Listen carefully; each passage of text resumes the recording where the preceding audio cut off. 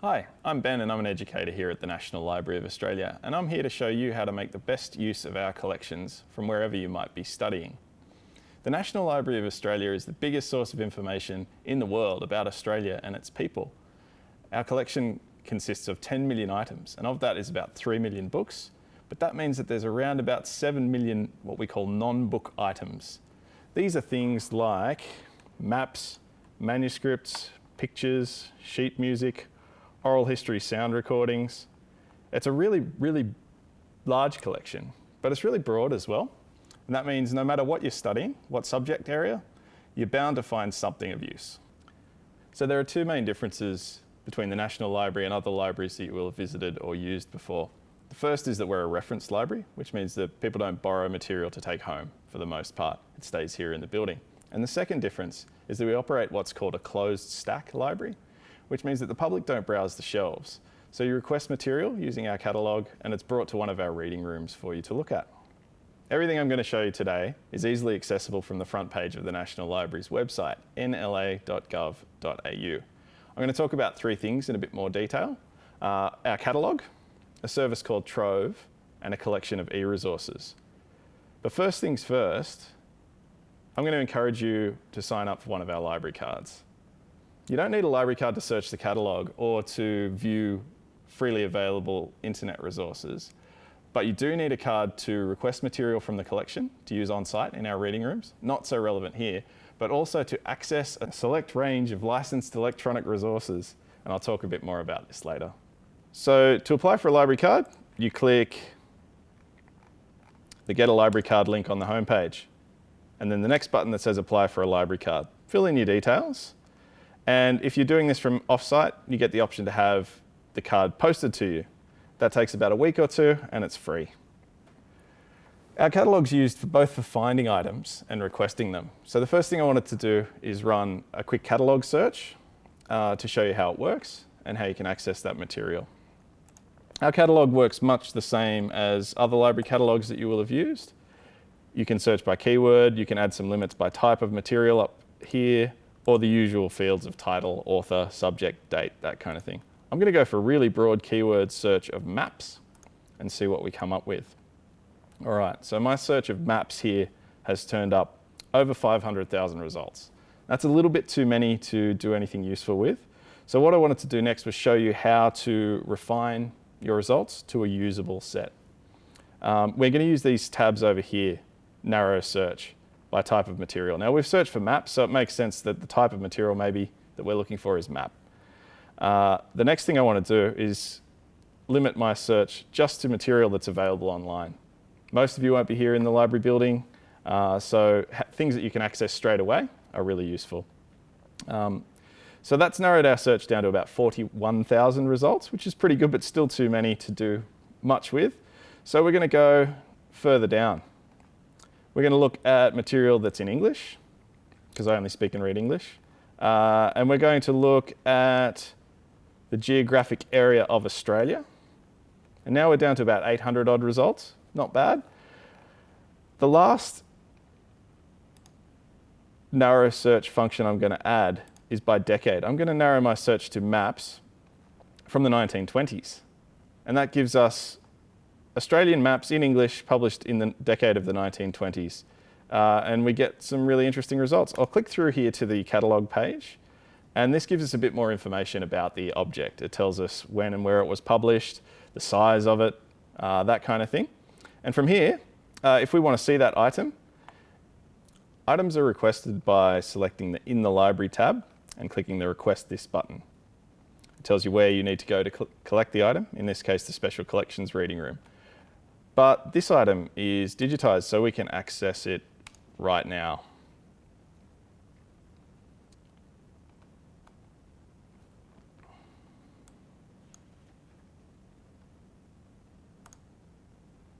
Back on the catalogue page, the Cite This function is a really useful feature. It gives you copy and pastable citations in a range of styles, reference styles that you can insert straight into your bibliography or reference list. It's a really handy feature that you can use for anything in the National Library's collection through our catalogue. The next thing I want to look at is a service called Trove. Now, Trove is a search engine, but not a search engine like Google in that it doesn't search web pages. It searches catalogue records, like the ones that we just looked at, but in libraries across Australia and other places that collect things like museums, historical societies, art galleries, those kinds of places. If they format their collections in the right way, they get sucked into Trove, and you can search them all through a single search box. A good keyword search in Trove will return you results in all of these categories, things like digitised newspapers, government gazettes, journals, articles, datasets, books, pictures, photos, and objects. One thing that's really good to remember if you're looking for digitised items is to limit your search to available online. I'm going to search for Titanic as my keyword search and see what we come up with. Limiting the search to available online means that we've got a reasonable number of digitised pictures, photos and objects, some of which are in the National Library's collection, like this one, for example. And again, you can see that they're digitised in really excellent quality. You can zoom right in and see details of people standing on the ship, that kind of thing.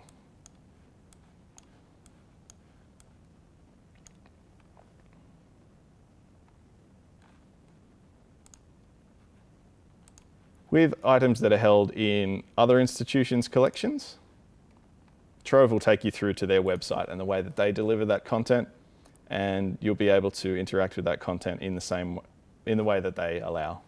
That whatever restrictions that they might have on downloading and that kind of thing will be clear on those websites.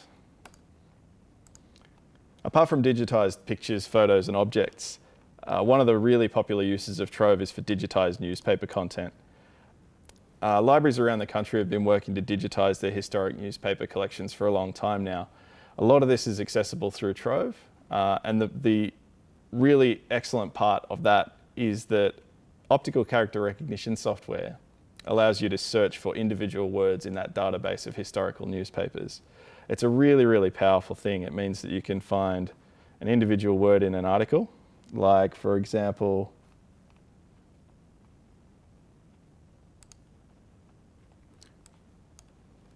where you can see that it's found my keyword of Titanic, both in the scan of the physical newspaper and the electronically translated text over here as well. Everything in Trove still has the Cite This function as well. It's just in slightly different spot under details. You get all the different manuals of style and a permalink to get back to that object as well. You can also zoom out page by page and put things in context. So you can see what was on the front page of this particular newspaper and see what else was happening, why there might have been an article about the Titanic, and what else was going on in this case in Victoria in 1912. The last thing I wanted to show you is eResources. The library's put together a collection of articles, journals, ebooks, databases and websites that we've identified as being useful for research. And broadly they fall into three categories.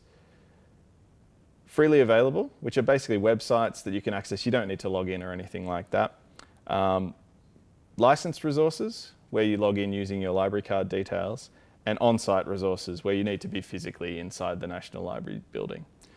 The good news is that the category of licensed resources actually contains a huge number of commercial or paid services, things that you would normally have to sign up for and pay quite a bit of money. But the National Library has subscribed to those on your behalf. So with your free National Library card, you can access those wherever you are in the world just by logging in. eResources are particularly good for accessing ebook collections and academic journals. And academic journals are great because they are quite succinct information, but also fully referenced and what's called peer-reviewed, which means that the information in the journal is checked by a panel of other experts in the field before it's published. You can usually count on academic journal articles to be reasonably reliable sources. If you haven't used them before, they're worth thinking about.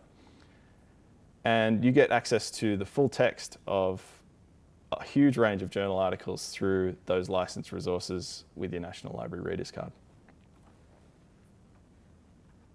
You can navigate eResources through the use of the single search bar. And that is very similar to the catalogue and Trove in that you can search the entire collection of eResources through that one keyword search. Or you can browse the eResources by category, free, licensed, or on-site, or even by subject area. So if you know you're looking for legal studies or you're looking for science subjects, that kind of thing, you can drop those menus down and see what we might have that's useful for that particular subject area and go from there. So I hope you've seen at least one or two things that you think might be useful, but also that you're comfortable using now and if you go on to further study. Thanks for watching.